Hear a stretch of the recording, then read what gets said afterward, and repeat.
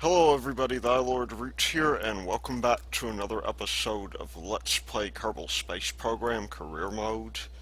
I've been rather busy lately. I've had a lot of manuscripts and a book chapter to push through, and I've also had a conference that I had to prepare for.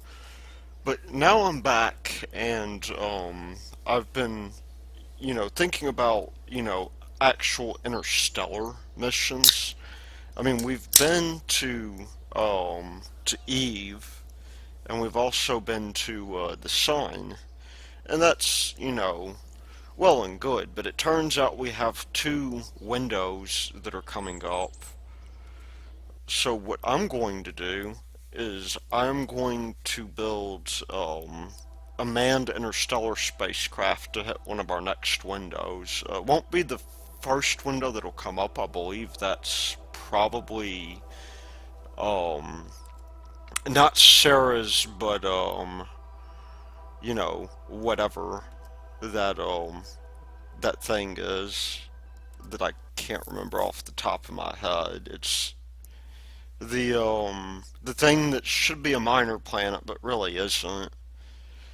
I'll be hitting that, and I will also incidentally be working on a Duna um a Duna thingy as well.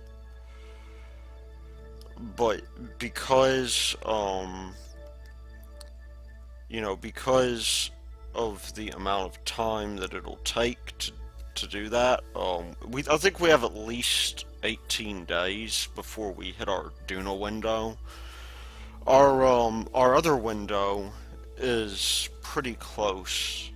It's been a while, so I'm gonna check my fuel reserves real quick. But before we do that, we need to gather some quick science, which I will record for you in the I guess in accelerated mode, so that y'all won't have to sit through all this. We need enough for for um for the big probe bodies and for the big landing legs. And so that's going to be on the agenda.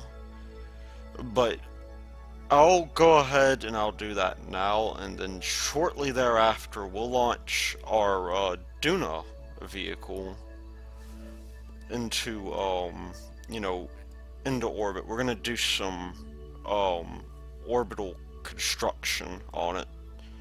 And that is the wrong way to do it. We need to pull that in. Anyway, I will see y'all in what will probably be a couple of minutes for you.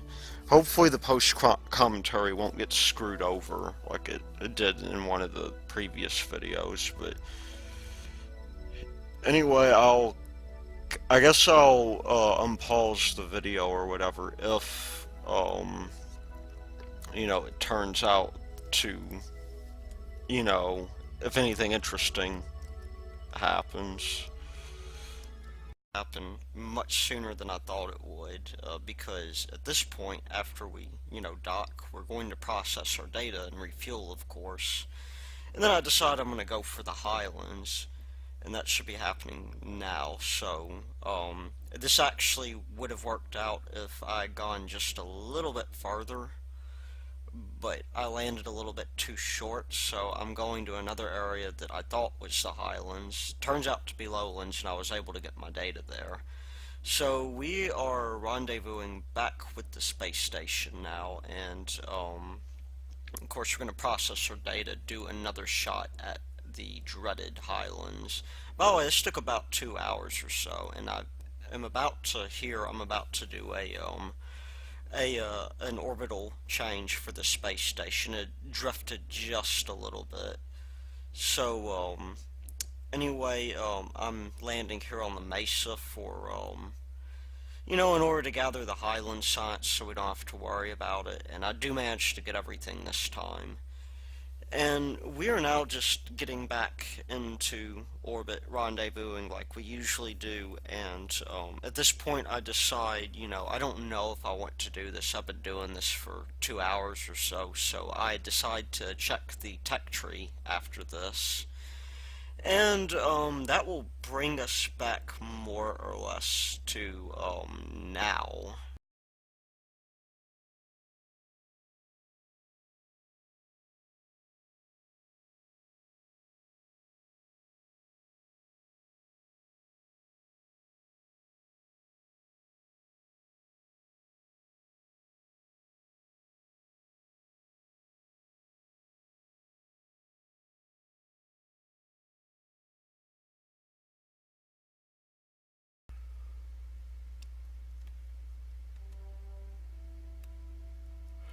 Okay, everybody, so, I think we should have about everything we want. I just want to check and see. We did get those struts that we needed, so that's going to be nice for us. Um, it turns out we already got the landing legs, so, let's just pick something nice, because I thought I didn't get them. I guess it's been so long since I got the game, or I played the game, that I haven't really had the time to really mess around with much. But we do happen to have this large probe body here, which is going to be very useful for us. And we could get stuff for rovers, but I think either between small probe bodies and ion propulsion, I think maybe let's see what else we got. Well, we don't really have much, I guess, in the way of stuff here, but we will we will go ahead and take this ion propulsion. That appears to have given us a dead end, but we still have a couple of biomes we can explore on Minmus. I've been playing for a while now, so I'm going to probably take a little bit of a break, chop up this half of the video, and prepare our little surprise. I guess it's not much of a surprise. I told you it was coming, but next time we might make this our target. I guess depending on what we want to do. This should be good for, I think, definitely for setting down probes and stuff, but we are pretty close to unlocking most of the tech tree, with the exception of with the exception of the stuff related to airplanes. It's just, I don't know why airplanes just haven't really interested me.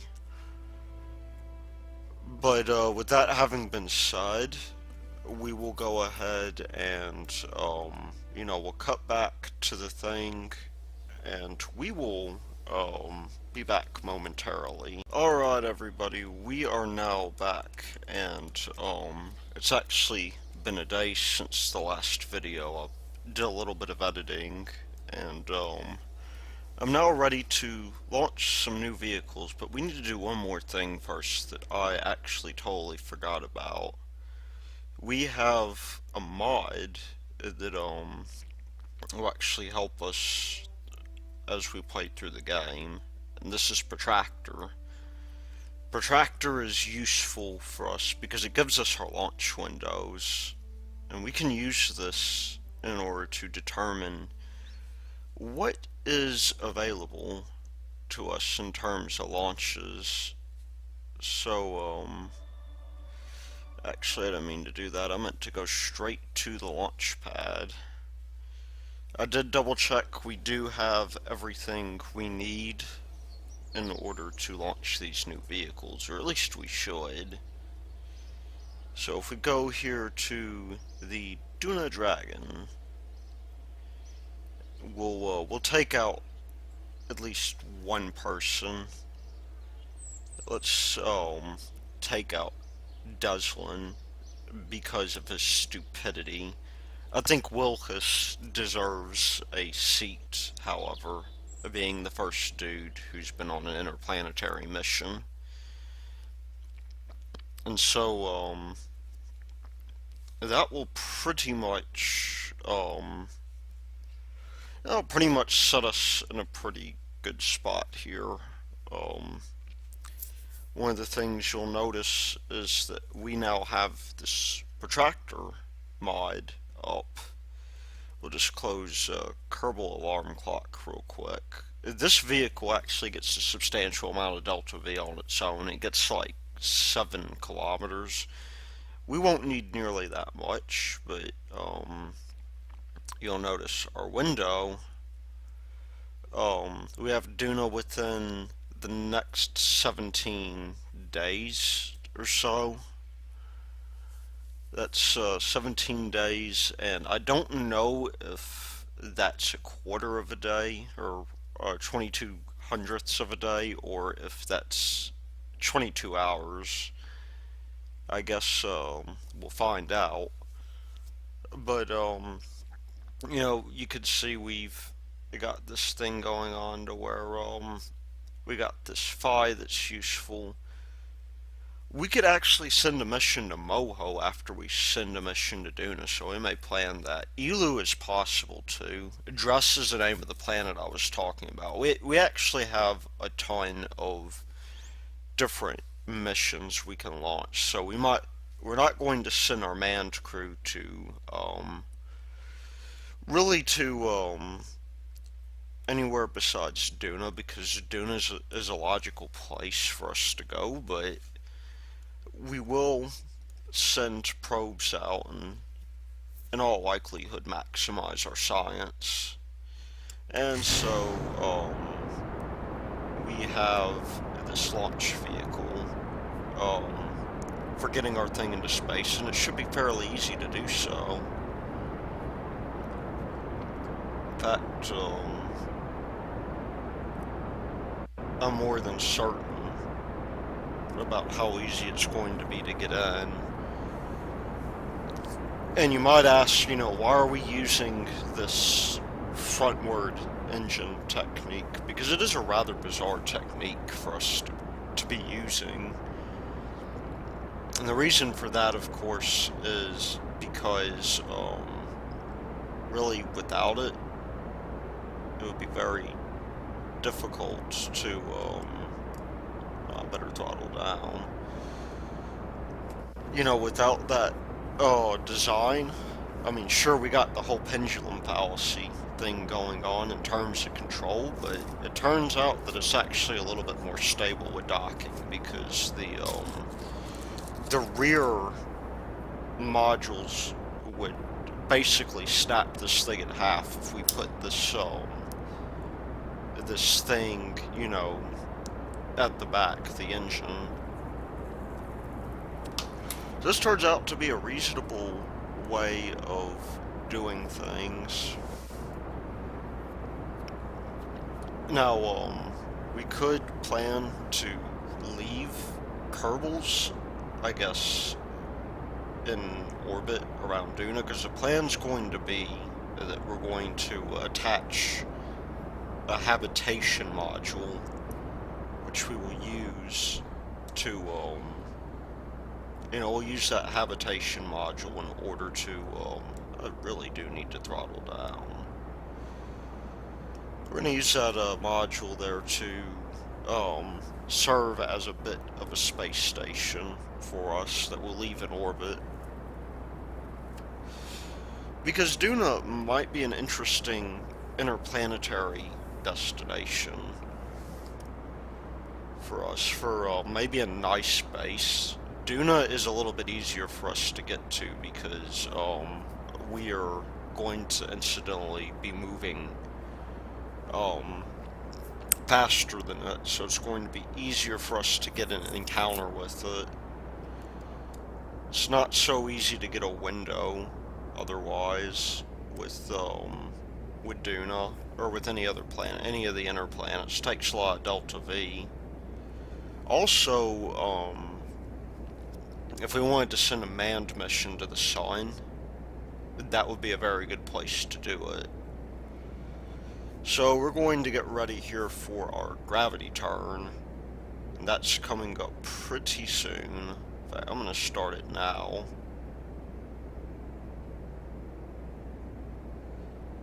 And that should not be hard at all to do. I think I'm going to put this thing into about an 80-kilometer orbit.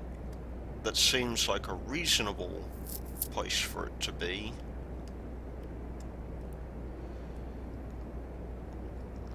And,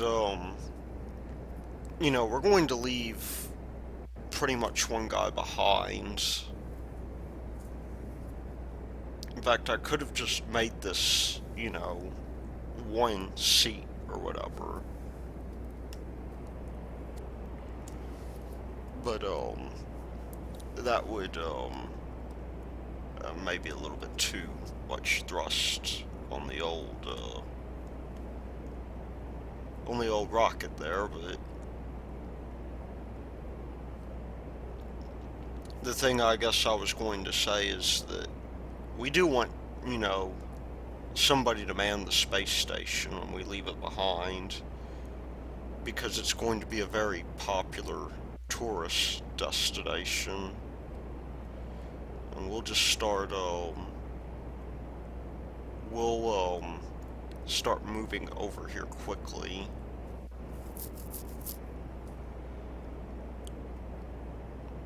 And get a little bit more out of this gravity turn.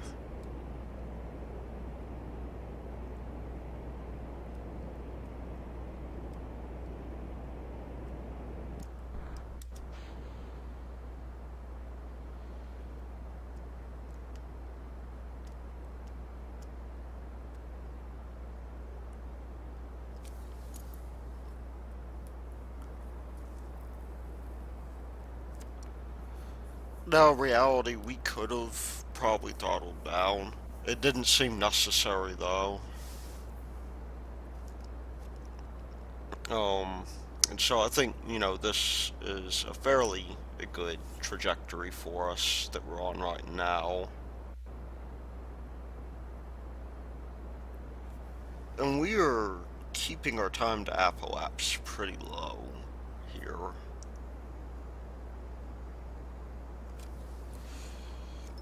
We got plenty of fuel. This will be enough to get the entire spacecraft into orbit. The reason we want to make this thing a low spacecraft, or a low orbit spacecraft, is largely because of the fact that without it, we would more or less have a hard time, you know, doing rendezvous. And we don't want to spend a lot of energy raising our apoapse too much.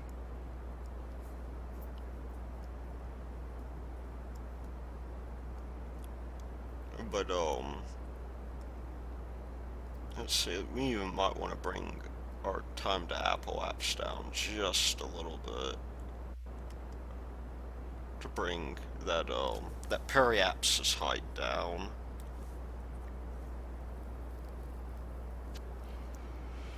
But, yeah, we're now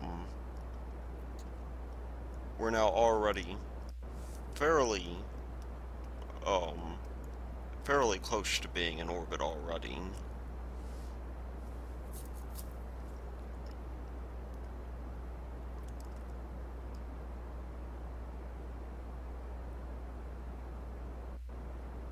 And we will, you know, we'll just flatten out that apoapse so we get the most out of this fuel tank.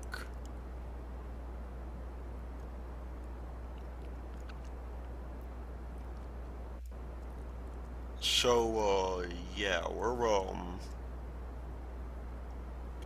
we're hopefully going to be in a situation where we don't use all that much fuel.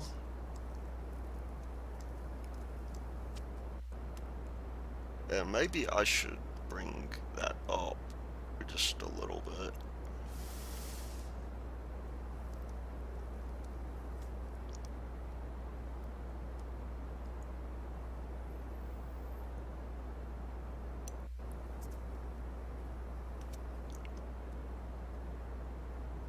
that is quite a quite a rather low apoapsis that we've got there. So we'll just bring this down just a little bit. We're going to lose a lot of our velocity from drag, I think.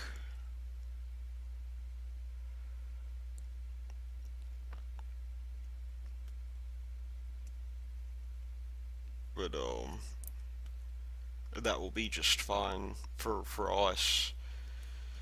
We don't have very much in the way of fuel left in this tank anyway. I mean, we have enough to get a few meters per second of delta V out of it.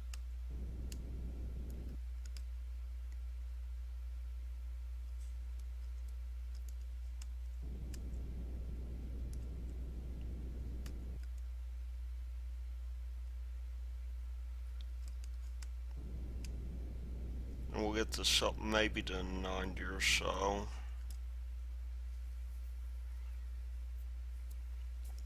At any rate, we won't need too much in the way of delta V by the time we're done with this. So I think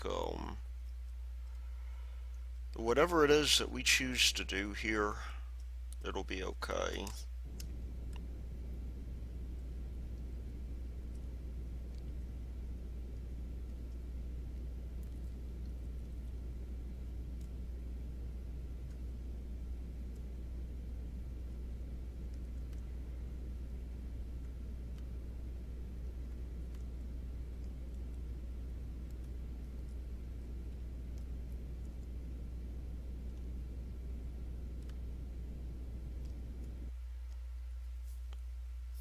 And I think at this point, I do want to, I'll use this for a bit of a boost here, although it won't strictly be necessary. In fact, why don't we just,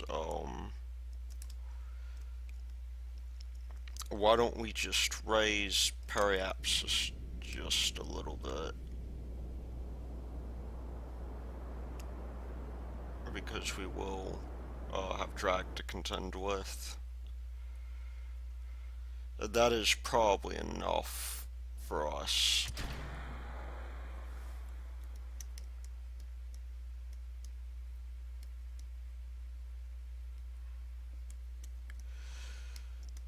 So going at several, times time warp, we will bring our apsis down quite a bit. Maybe not as much as I'd initially hoped, though. I mean, this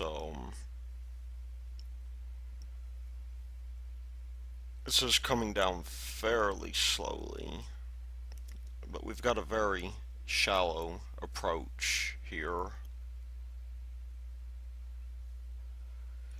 We've got almost 11 minutes to apoapsis, so the hope is that our orbit decays enough that we don't have to do too much in the way of adjustment.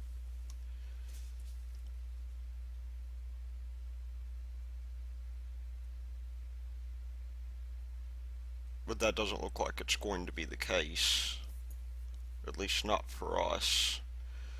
So, yeah, I'm going to bring the sky maybe down to 80.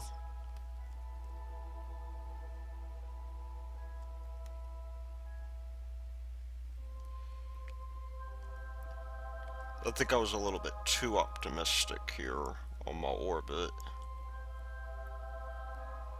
See, that's 76. If we can get this thing close in, the other benefit is that we'll be able to exploit the Oberth effects. And that is going to be very, very good for us. But we do want this thing to be as circular as possible so that it's easier to get an encounter with it. So let's just add in a timer node. We'll give ourselves about 10 seconds or so. to, get properly oriented.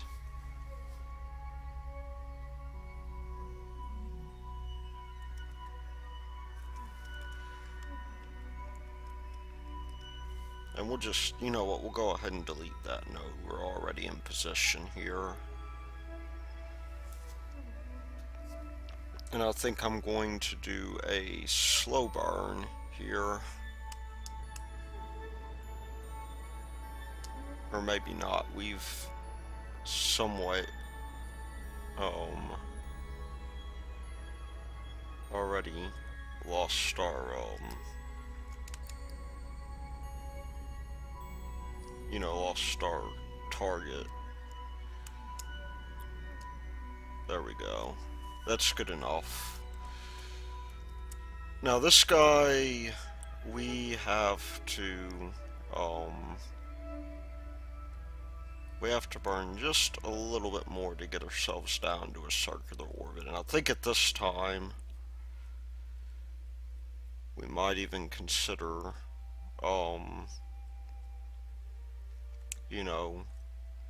adjusting our inclination. I believe we are just a little bit north.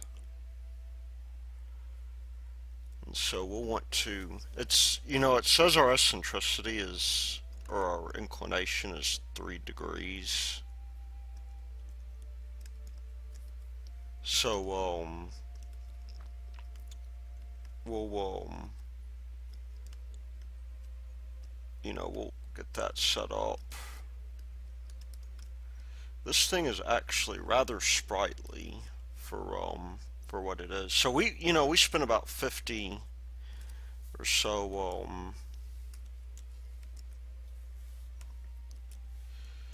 50 or so I guess meters per second of delta V getting up here, and that may seem like a lot, but in reality it's nothing. Not for us anyhow. Alright, let's just get in position. I think we'll burn at 4 seconds.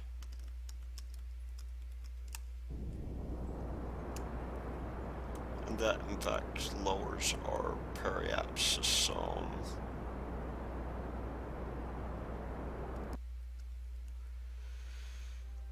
We are very slightly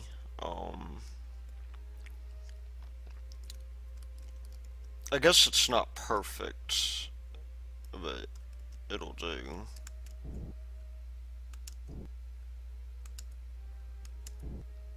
That's about 300 meters of separation.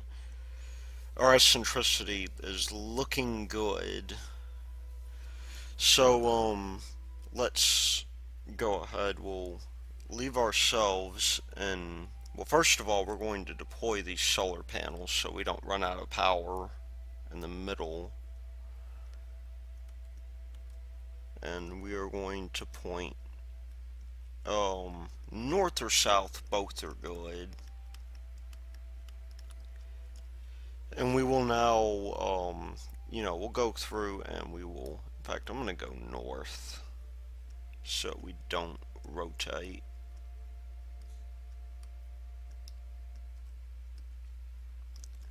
And I'm just curious if we can, well, our inclination I think is fine. So yeah, we're done here.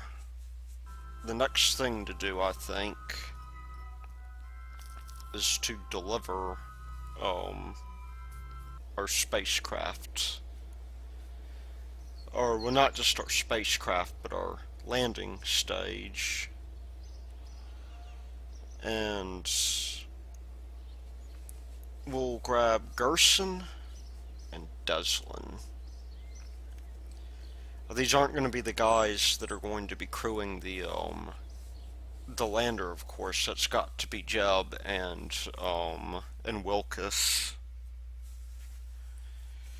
for historical reasons. It's kind of like, sending a John Glenn up on the space shuttle.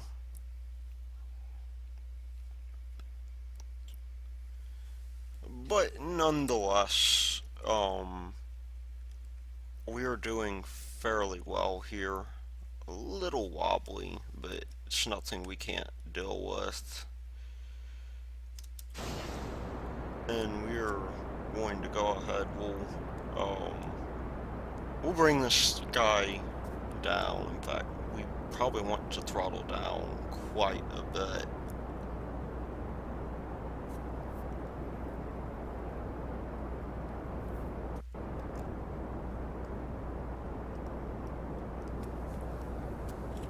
And we'll be a little bit more gentle with this craft, I think.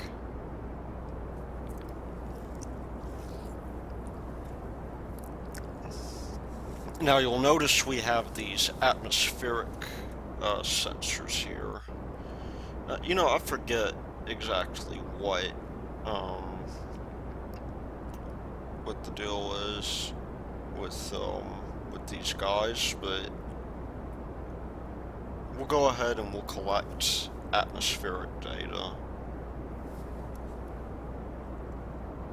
And I think I think I actually did put, yeah, there we go. There are those antennas. Whoa, actually, I'm doing okay. I wasn't paying attention to my deal.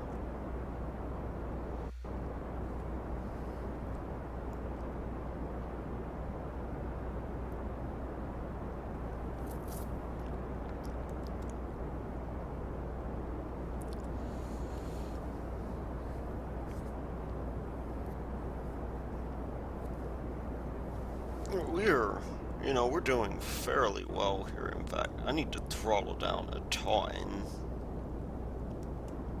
because we're gaining a little bit more altitude than I would like. I would personally like anyway. Maybe, when we do our maneuver here, we will gain quite a bit of solar power from, being in the sun.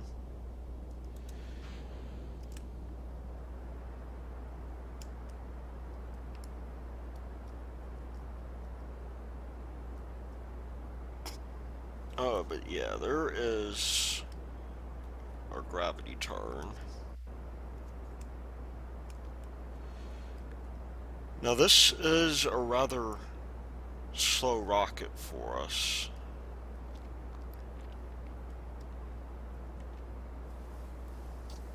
But it'll do just fine. I'm a little bit bewildered that I didn't put,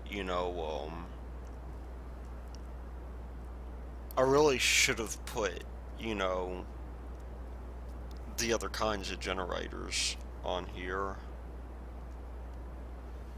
And do I have batteries? That may turn out to actually be a problem for us. I mean, we do have plenty in the way of, we do have plenty in the way of electric charge. Let's see. We'll keep that.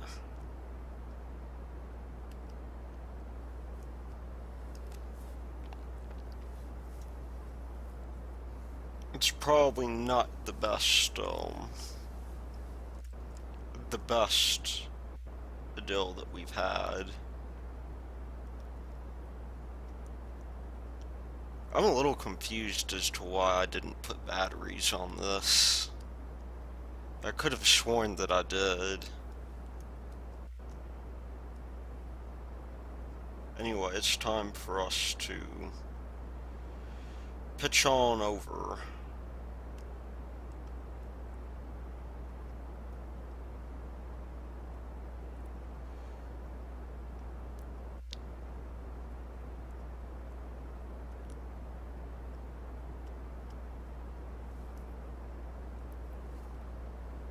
And we will gain a respectable amount of science from this, probably. And then we got this stage here that will carry us into orbit. Although this thing surprisingly is lighter than the other stage.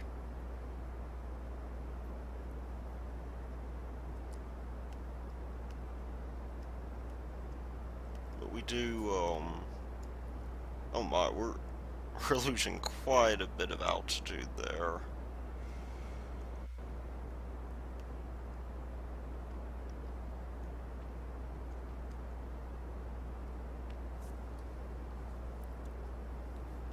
That is not optimal for us. Although we're going into a higher orbit, so it may not be such a big deal. But we are fighting air resistance quite a great deal. Our inclination is way, way high. In fact, let's...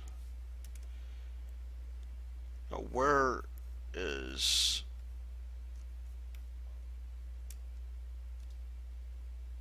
Where is this other probe? Let's set that as a target.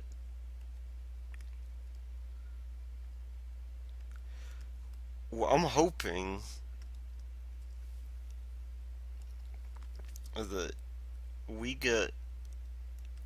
don't bleed off too much power here. That would be unfortunate. Now, I know I've been playing this game for too long, not to, let's run that atmosphere analysis. I've been playing this game a little bit too long for us not to have enough power. But that is unfortunately the way it's got to be.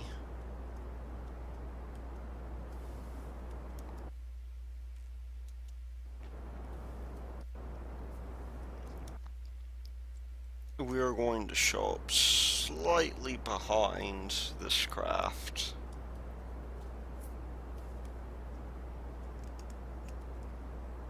As efficient as it's supposed to be.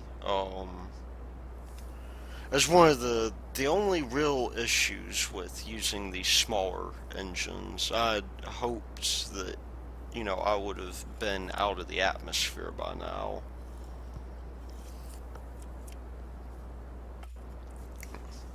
And it turns out I'm not. And so this thing may get jettisoned quite early on, since we do not have a wide enough trajectory. And I think we're a little bit too far behind that craft for it to really make much of a difference.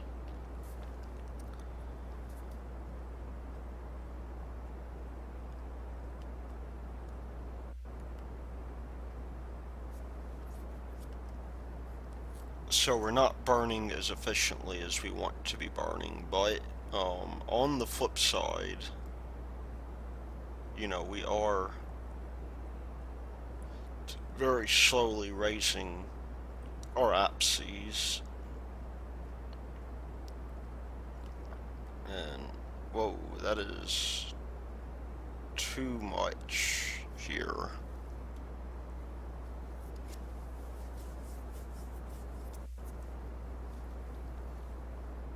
Well, I hope this doesn't turn into a suborbital fight. That would be quite an interesting waste of time.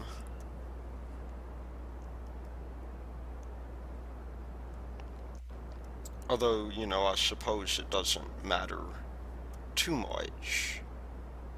And we do at least have, with us, at least last I checked, we should have, let's see, 3, 2. Did I not assign action groups to the... Well, this may actually be for naught, because it looks like we are missing experiments. Or No, we have them. We in fact have our experiments. I just did not bind them to an action group.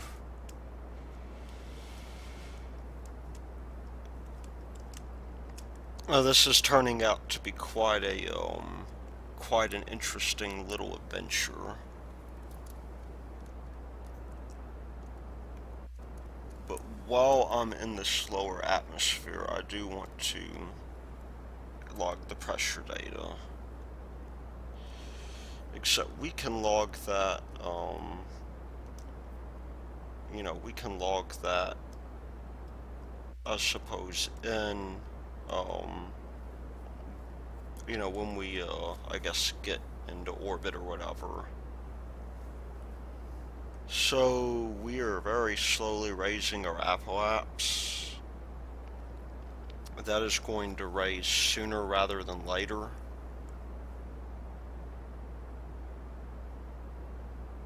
And we will be in an orbit of some kind. But we do want to raise the sky up to a respectable height, maybe like, yeah, we are way behind this thing. I think I'm going to put this thing in a 200-meter phasing orbit. Even though a proper phasing orbit would be like 160 kilometers or so. Now that's interesting. We're already quite close. And I think all we're going to have to do here is we're going to want to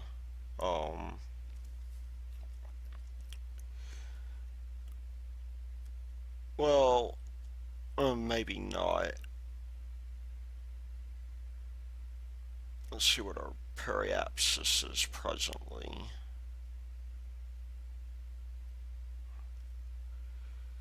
That is a little bit more than I want to spend on doing this. So I will get into a phasing orbit here, because by the time we get there we will pass this thing by.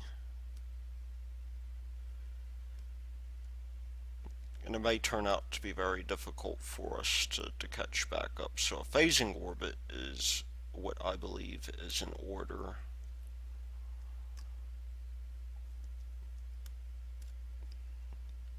$214 versus 204.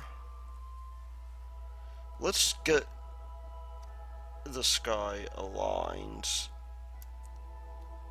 while we're at it, because that would be very, very nice for us if we could manage to keep the sky aligned somehow. 204 versus 199. I mean, I guess this thing doesn't have to be perfect, and I could probably sit all day tweaking the maneuver nodes until it was. But that's going to require 14 seconds of burn. And I expect, personally, that this might take a little bit longer because, we are going to have this thing here, unfortunately.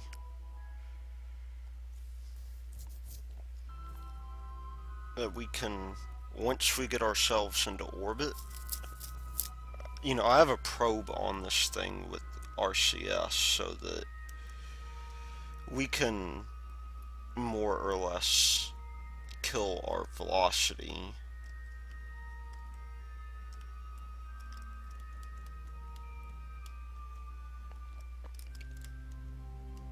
And that's going to be very useful for us because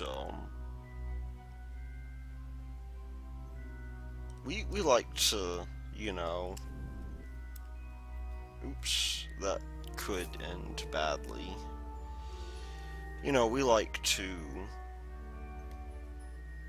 get this guy down. I'm going to start about 10 seconds because I know we're going to have to stage.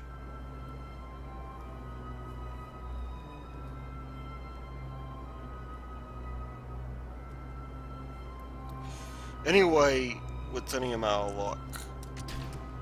Oh, whoa. That is not good. We are now without any mechanism of control. And we are now way out there. Well,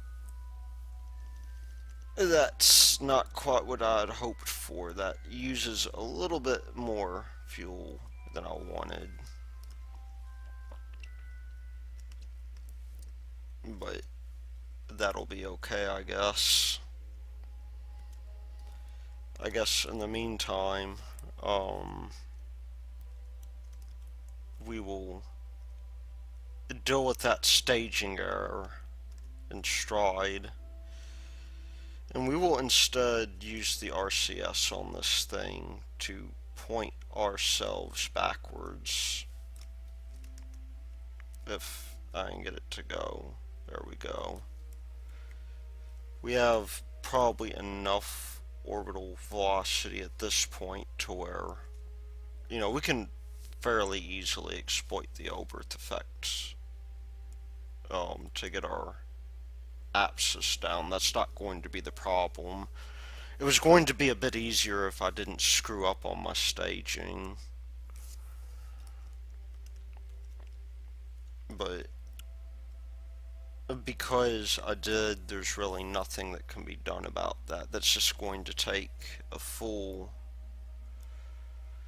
you know, it's going to take a full minute's worth of burn, I think. 2 minutes, in fact.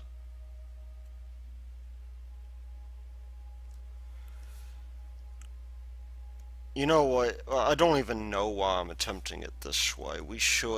We'll come back to it. Because that is a fool's errand. So let's see, we have,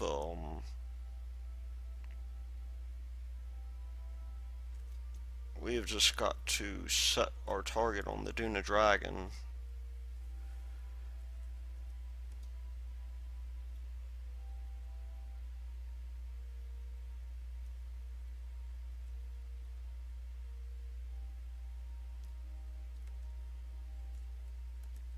And that is,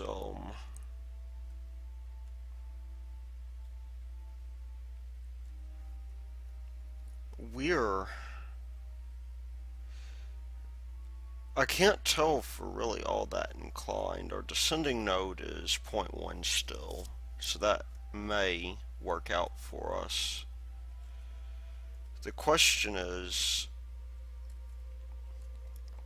what is our closest approach going to be when we do this? And unfortunately, the answer to that is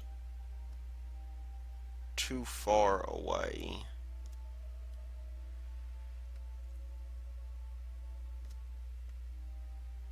And there's really nothing that can be done about it besides time warping.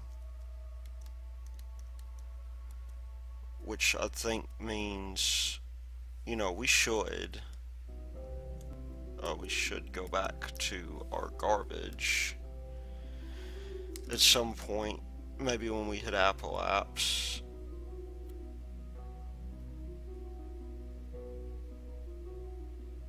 No, unfortunately. Oh wait, that's not garbage. We could switch to that real quick.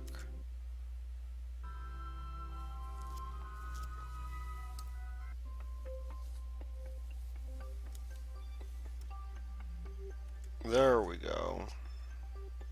That is going to be a whole lot more effective. Still going to take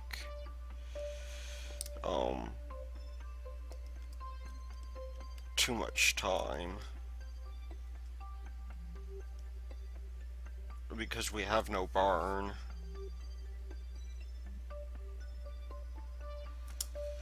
But considering that we're not going anywhere anytime soon,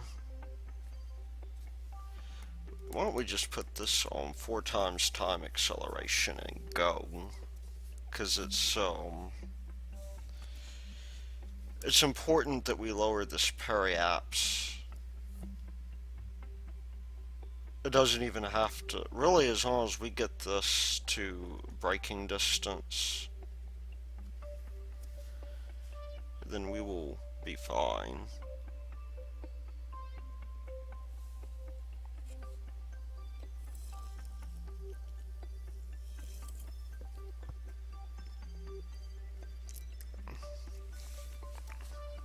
And that should be happening presently. In fact, I'm going to go even beyond that.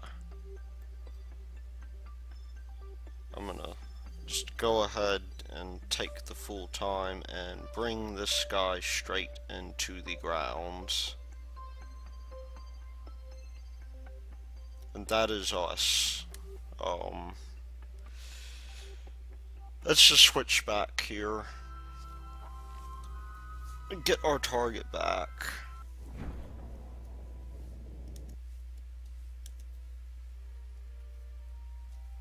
Now, let's set this guy as our target.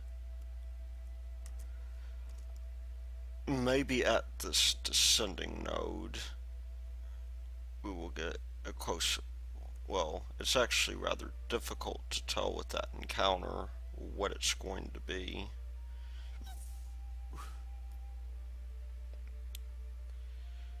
I think, we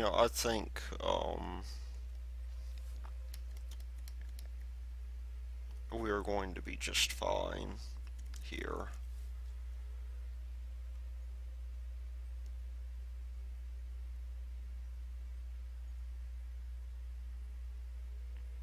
So target distance is 8 kilometers. What? No, don't bring back the node. Okay, so at this ascending node, we'll actually get closer on in, I think. To 0.5 kilometers, that'll do just nicely. Let's set up a burn. That should take, oh dear, it had not been my intention to deploy these.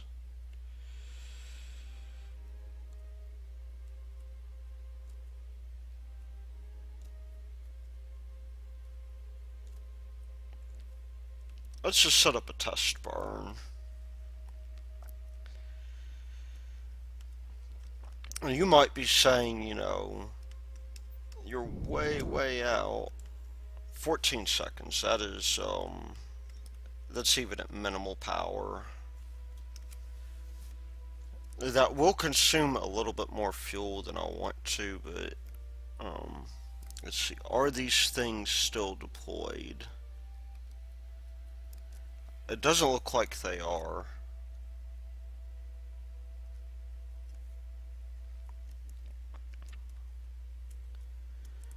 So yeah, let's get this guy down to, I think 30 seconds is good here.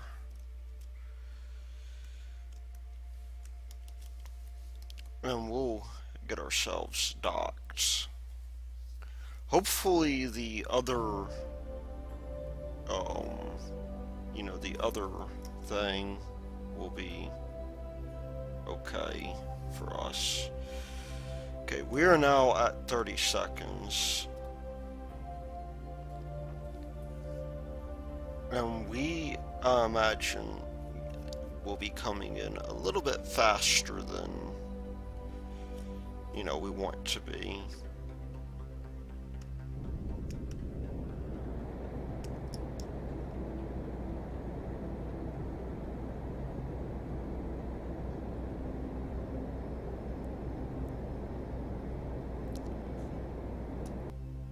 Now we are, of course, sending up a vessel. We could send up a vessel near the launch window to fuel this guy. That would be one idea. Okay, we're 16 kilometers, which means bad things for us. Let's just see if maybe we can... Oh, it's 2.2 kilometers. That's not bad. Although that, I think, is on the next orbit. But can we push this guy in?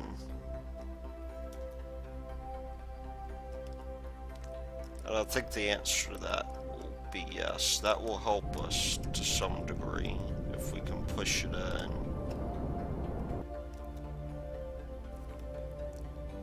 11 kilometers.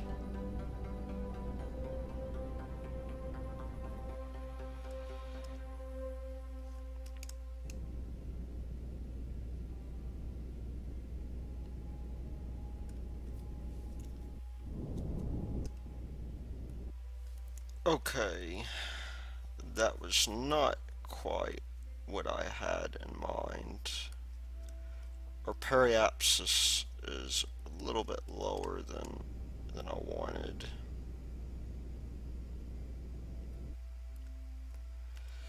Okay, we actually had an encounter there.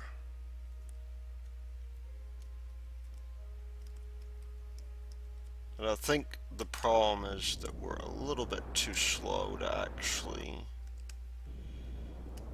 make it happen.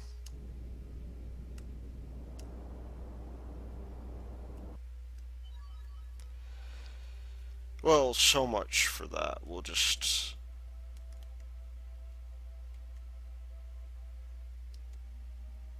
have to make that adjustment as we get closer, I think. Because this guy is at an altitude of 79.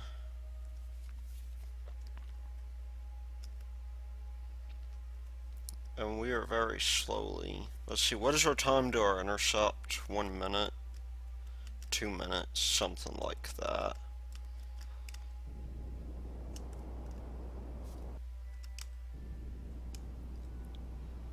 That is actually having a good effect on our clearing distance.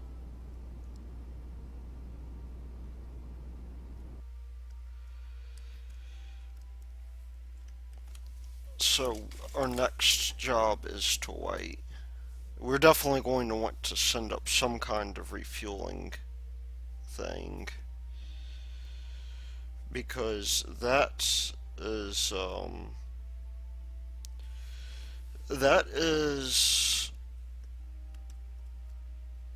going to help a lot. Have we more or less received all the benefits we can get out of this?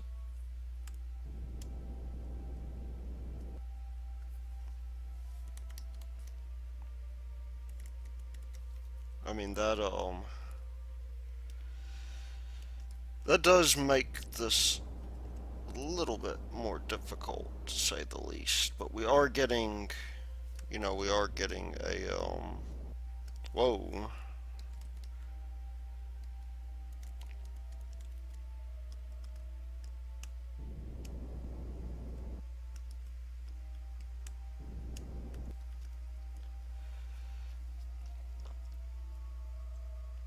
Okay, we are at T plus 24 on that.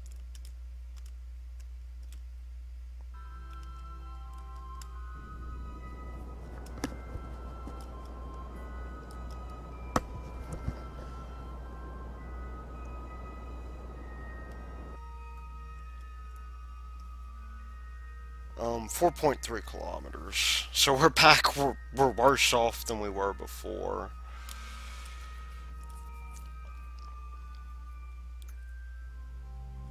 I probably should have waited instead of wasting all that fuel.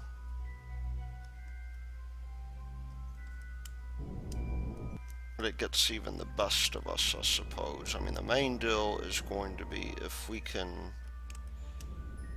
if we can get this guy settled down to a cool, you know, several hundred kilometers. In fact, you know what? I'm at the risk of possibly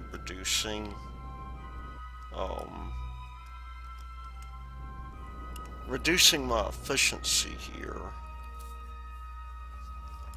I'm going to lower my speed just a little bit. Now, where is the target? That is the question of the hour. The target is ahead of us, I think. Let's just get ourselves... Whoa, okay, yeah, we need to,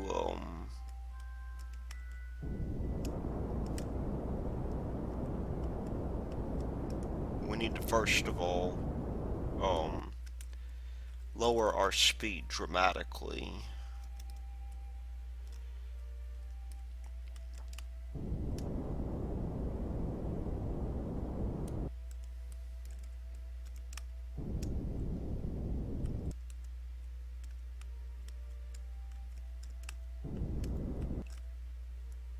And by dramatically, I mean we need to lower our speed now.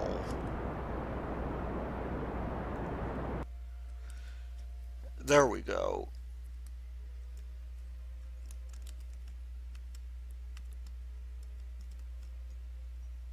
That is, that's going to be okay for us. I guess in the immortal words of Farmer Hoggett, that'll do, pig. That'll do. While we're coasting here, I really do need to open up this docking shield. And it looks like we're better off docking from below.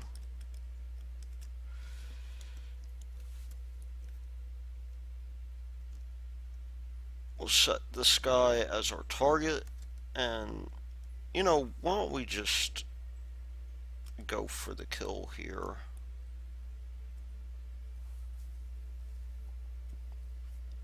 That seems to be the best option on the plate.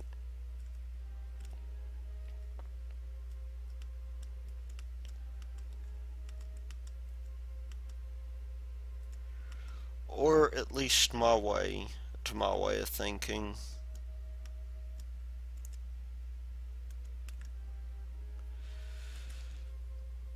So, I guess first of all, we need to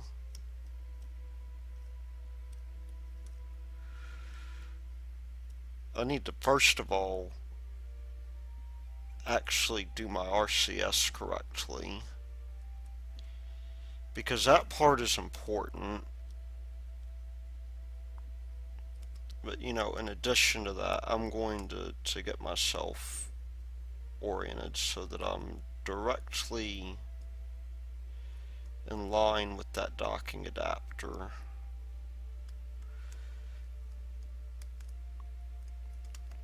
I definitely think at this point that a refueling mission is not a bad idea. Unfortunately for us, that does have some implications. I need to design a probe that more or less does exactly that.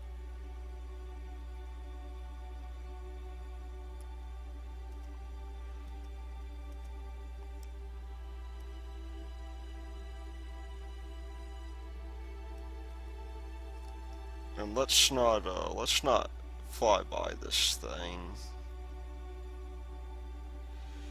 because that would be unfortunate.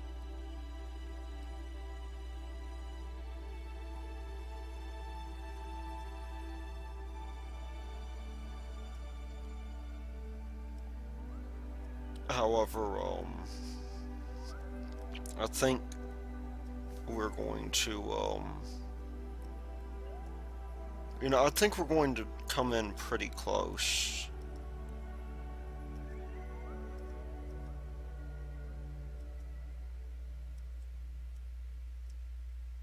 And there we go. We have this guy over here, and we're docked more or less, in a decent manner. This guy still needs, more in the way of fuel, I reckon. But fortunately, we have a docking clamp separating us so we can fire our engines at will. I'm going to quick save, by the way. That seems like a really good idea at this point because we've already had one, I wouldn't call it a catastrophic failure, but it was a series of bad events that more or less makes this, difficult to justify.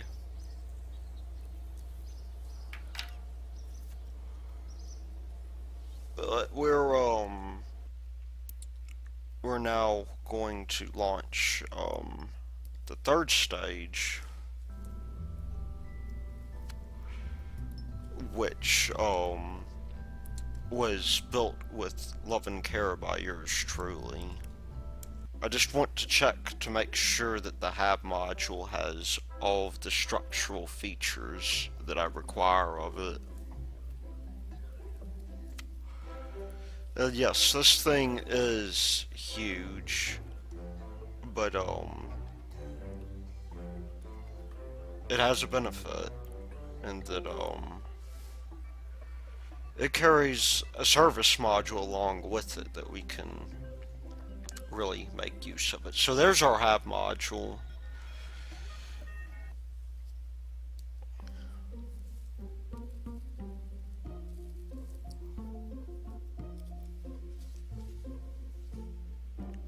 And, I'll go ahead, we'll get this thing docked, and we'll call it an episode there. Because this thing can be rather unwieldy. We might lose some of these fins. It's about time to... Well, that actually surprises me. Sometimes this thing loses,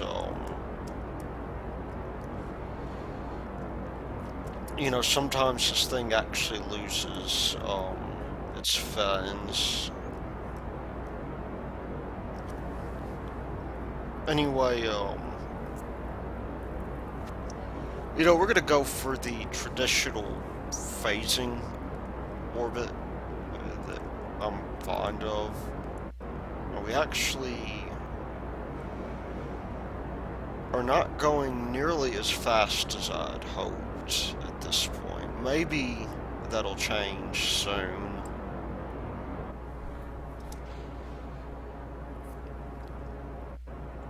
But, you can see we're picking up velocity. In fact, enough to where I might want to throttle down just a hair.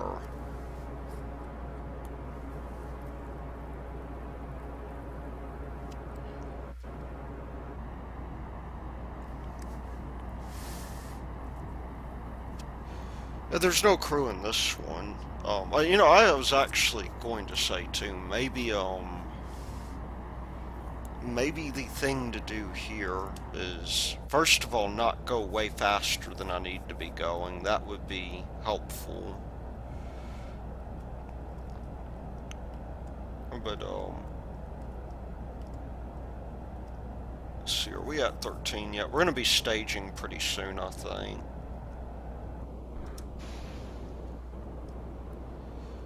It's about time to throttle up all the way, I think. But we do have a special guest that I'm pretty sure I just really... I mentioned it earlier. We're going to be bringing Kerbin back. Now, we have a bit of an issue because we have Jeb is currently at a space station, which we're condemning, more or less. Ooh, it's time for me to turn down.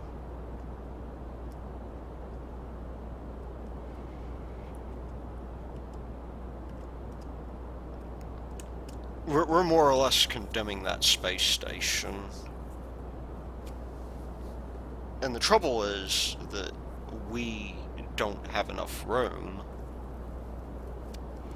on the Lunar space station for, for crew and whatnot, so let's just drop this guy off real quick.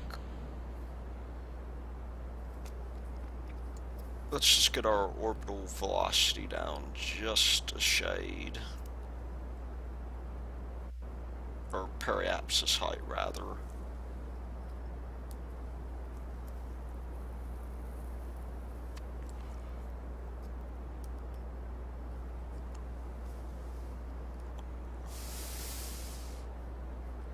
We will, of course, be going into a high orbit with this, and we will have plenty of fuel left over, believe it or not. This rocket on the end will remain. I could have designed it to detach, but I didn't have the foresight to do that, so, that is not what happened.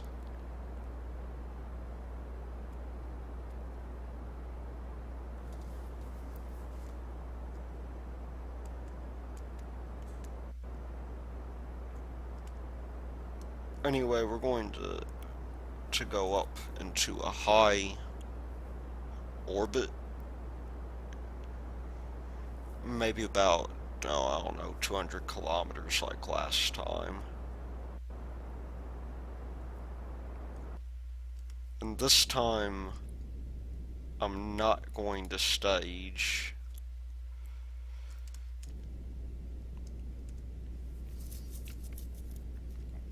In fact, we'll do a 3-to-1 resonance here. I actually have no idea whether or not the orbit will be resonant the way I'm doing it.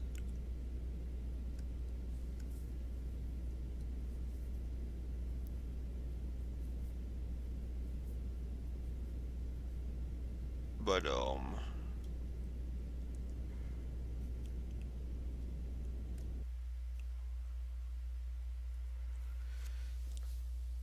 we will, of course, lose some, we'll lose some of our altitude due to, drag,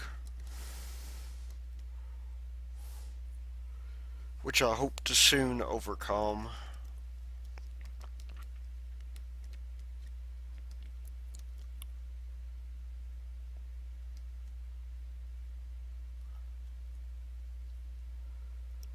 Unfortunately, we are, whoa, there's a little bit of wobble there.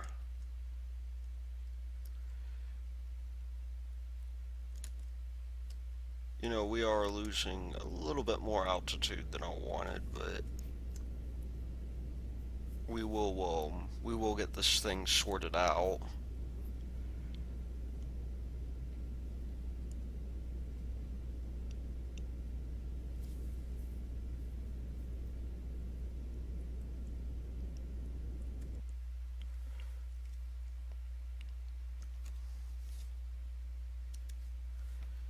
And we have a pretty good periapsis there. I'm a little bit surprised at how nice that is.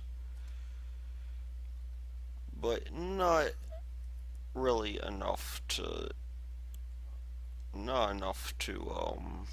to help us in the way that we want to be helped. So I'm going to go into this phasing orbit here at 240 meters per second. We need to bring our we need to bring our our inclination down. a fair bit. Is at 192, 217,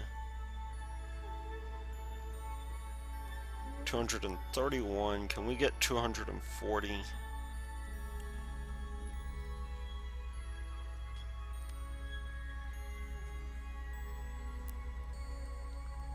Okay, I think that's the best we're going to be able to do at this point. So that's going to require a burn of 12 seconds. Let's give ourselves 20 to prepare for it, and let us get into position. Another thing to do is to deploy our solar panels.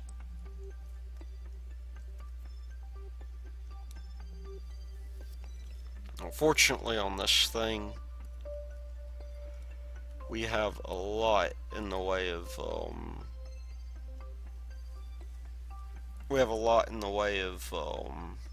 whatchamacallit, of charge, because again, this is intended to be the kind of spacecraft that, you know, you would detach the service module and leave it behind as a space station. Oh, we're a little bit closer than I want to be. It's just, I guess I forgot to set that up properly. That doesn't matter so much, though. We'll do our burn, and I think we will get there just in time.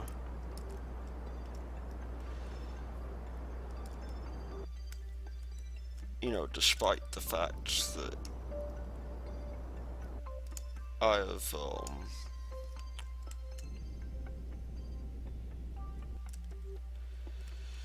have in some sense messed about with my orbit a bit much.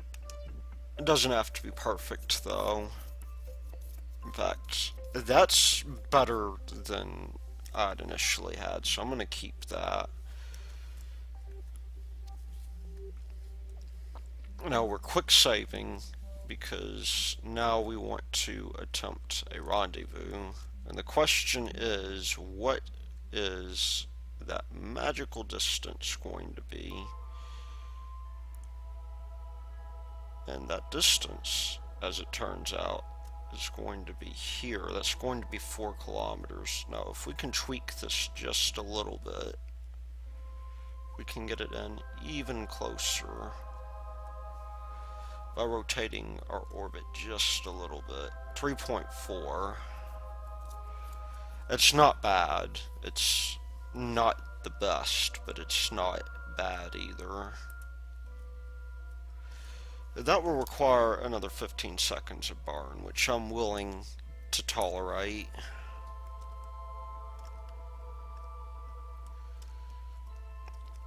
But we will, you know, we'll move on ahead. Now the deal is, we actually probably want to be a little bit ahead because we're going to drift a little forward when we get here.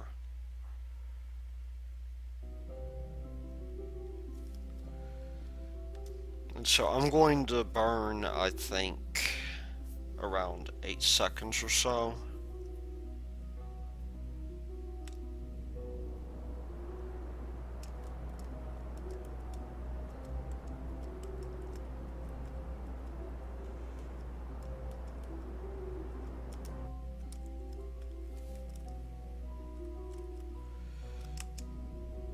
And we did use just a little bit of our RCS there. Not enough to really matter, I think. Okay. Now let's see, how close are we? 2.5 kilometers. That is quite acceptable. Let's see, closest target distance. We'll give ourselves a minute.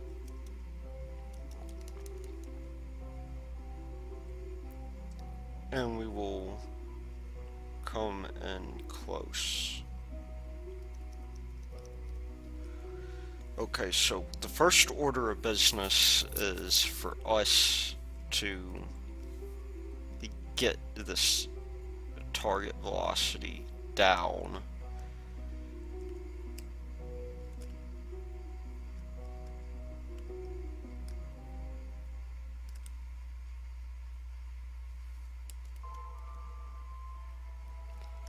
And that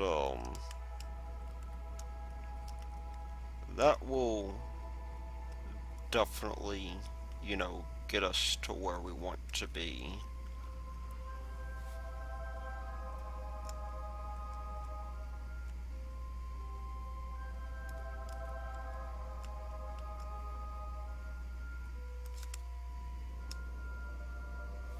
Now, how far away is that? That's a minute and 48 seconds. And we are how far right now? Our separation, I'm sure, is far enough for us to... It should be right behind us. We're going to do a heavy burn around 2 kilometers or so. Although that may be a little bit faster than we really want. I'm going to begin to get these guys down just a little bit. We are being pushed up quite a fair amount.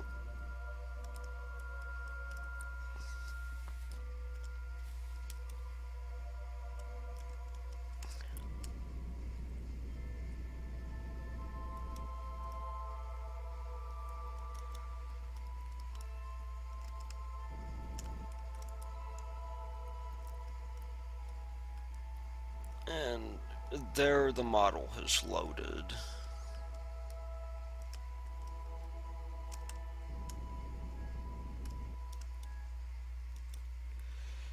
In fact, we are so close that if we're not careful, we will collide with the rest of the dragon, and that is not exactly what I had in mind for a successful space flight. At any rate, yeah, we need to get this thing way on down here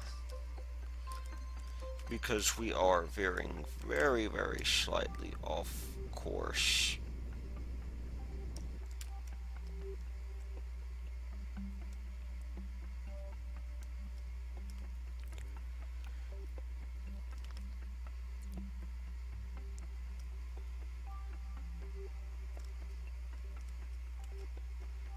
And we will just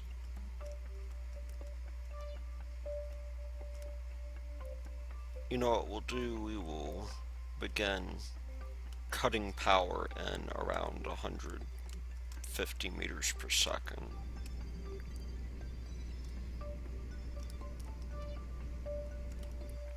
Okay, that's a little bit slower than I want it to be.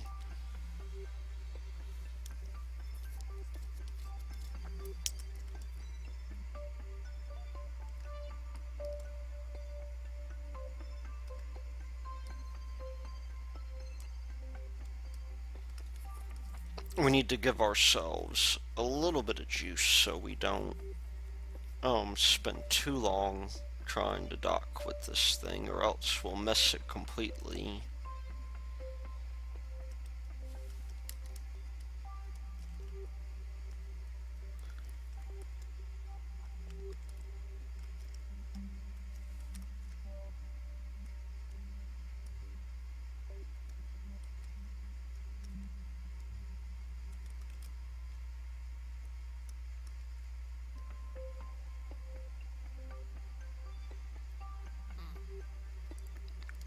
Okay, so very good. We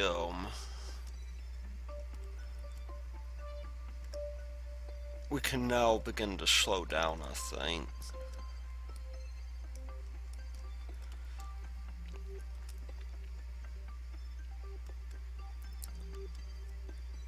And that will bring us a little bit closer to the dragon. We are fortunately on the right side, so we don't have to, we don't have to worry about this thing. Oh, come on. There we go. We don't have to worry about this thing,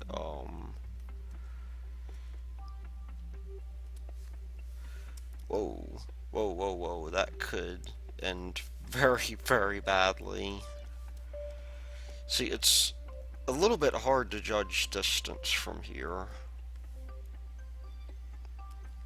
Okay, this thing is pointing north, which means we want to be pointing south. And we're going to have to very likely, um, you know,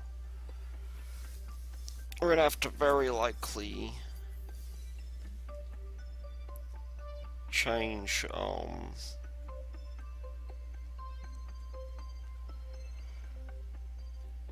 change our velocity. Now, the question is, are we high enough? I think with those engines there, I don't want to risk that.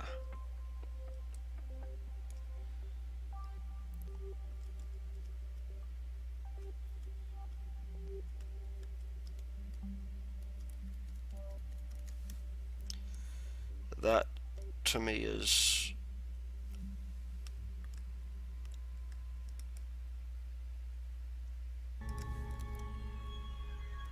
That's close enough, I think.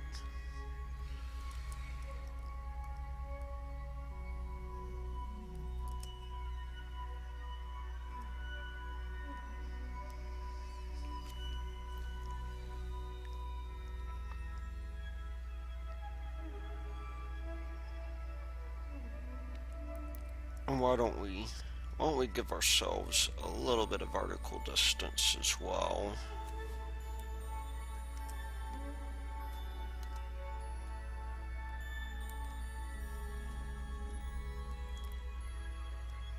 Okay, what just happened here?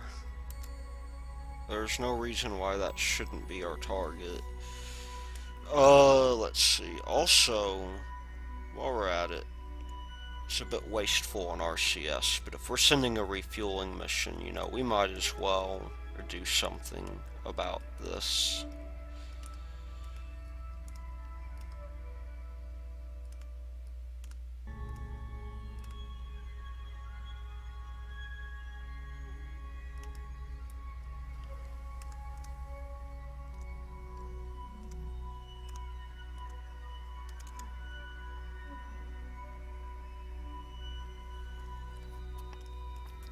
Okay, I think we're high enough above the station that we can at least start pulling in just a little bit. I do want to,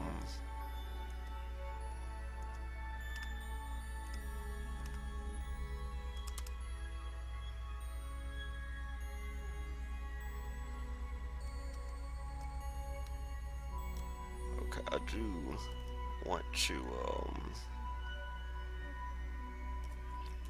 okay, what's going on with my oh, well it might help if, I actually had RCS on. I kept on hitting the E key.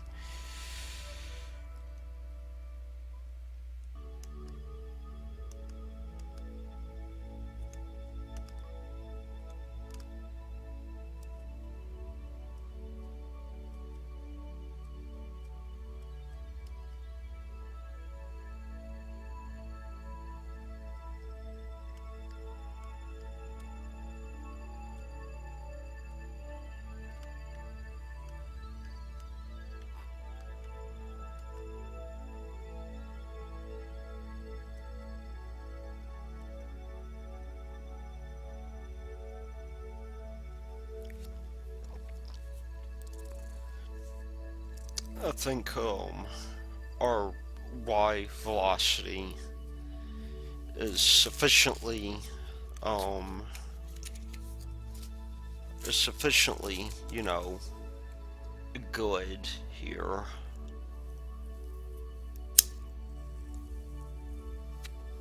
There's just a question of killing our X velocity properly.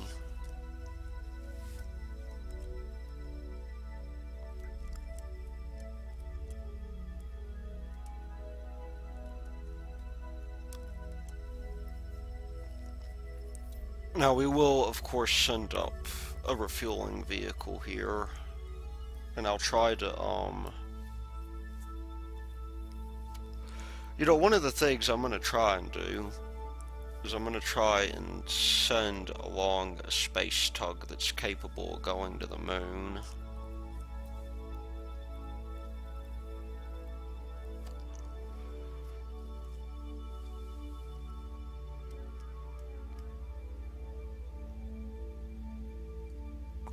I'm not going to do it this episode, of course, that would take too long. In fact, this episode has, from my perspective, maybe not from your own, but from my perspective, it's actually been a fair amount of work.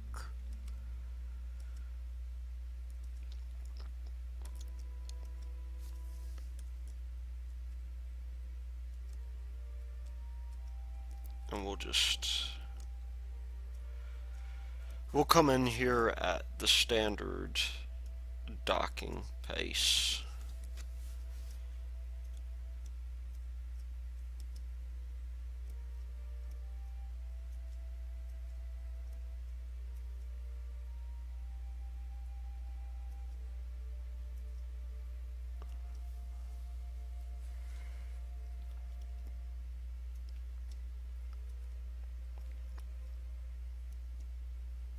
But that is, of course, going to be the dragon once we're done.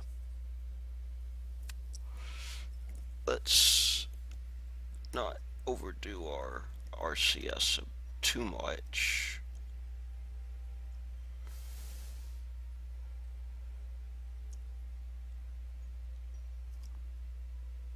Let's bring this thing up to maybe 3 meters per second.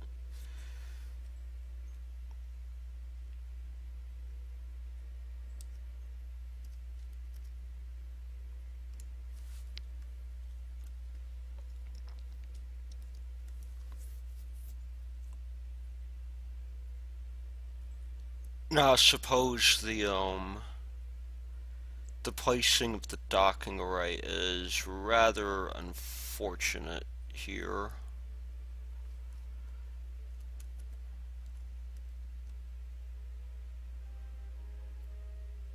And is it me, or am I off just very, very slightly?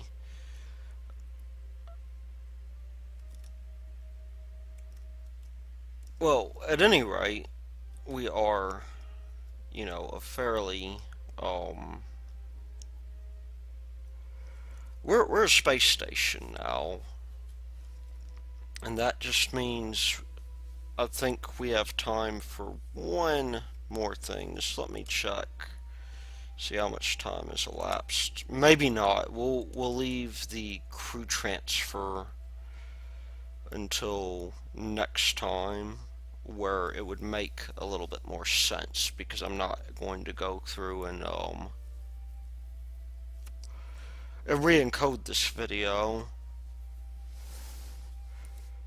But the crew transfer will occur, shortly in the next episode, once I send up refueling and whatnot. So until then, this has been Thy Lord Root, and I will see you later.